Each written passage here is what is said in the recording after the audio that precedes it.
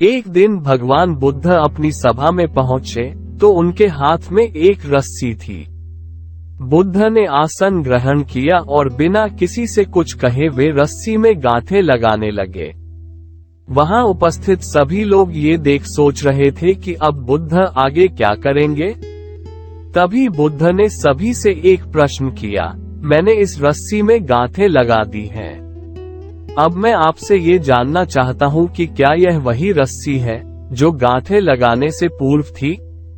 एक शिष्य ने उत्तर में कहा, गुरुजी इसका उत्तर देना थोड़ा कठिन है, ये वास्तव में हमारे देखने के तरीके पर निर्भर है। एक दृष्टिकोण से देखें तो रस्सी वही है, इसमें कोई बदलाव नहीं आया है। दूसरी तरह से देखें तो अब इसमें गांठें लगी हुई हैं, जो पहले नहीं थी, अतः इसे बदला हुआ कह सकते हैं। बुद्ध ने कहा, अब मैं इन गांठों को खोल देता हूँ। ये कहकर बुद्ध रस्सी के दोनों सिरों को एक दूसरे से दूर खींचने लगे। उन्होंने पूछा, तुम्हें क्या लगता है, इस प्रकार इन्हें खींचने से क्या मैं इन गांठों को खोल सकता हूँ? एक शिष्य ने उत्तर दिया, नहीं नहीं, ऐसा करने से तो गांठें और भी कस जाएंगी और इन्हें खोलना और मुश्किल हो जाएगा।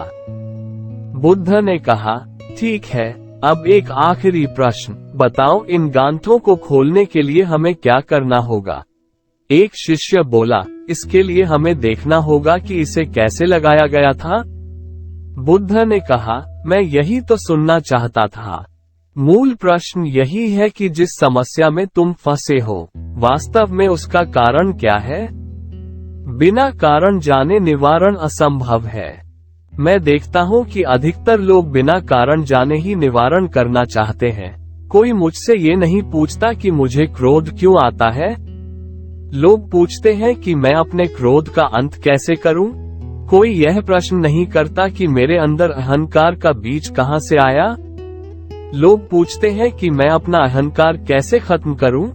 प्रिय शिष्यों, जिस प्रकार रस्सी में गांठ लग जाने पर भी उसका बुनियादी स्वरूप नहीं बदलता, उसी प्रकार मनुष्य में भी कुछ विकार आ जाने से उसके अंदर से अच्छाई के बीज खत्म नहीं होते।